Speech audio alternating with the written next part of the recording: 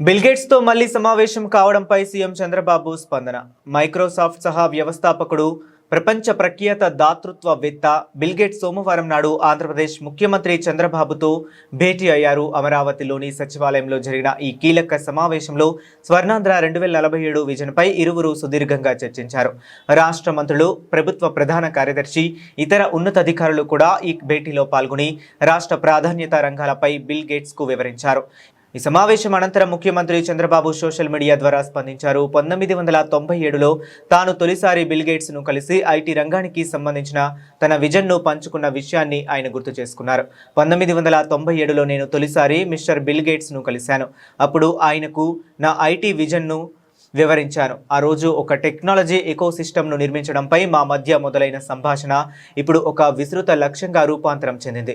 వినూత్న ఆవిష్కరణలను ఉపయోగించి పాలనలో మార్పులు తీసుకురావటం, ప్రజల జీవితాలను పెద్ద ఎత్తున మెరుగుపరచడమే ఆ లక్ష్యం.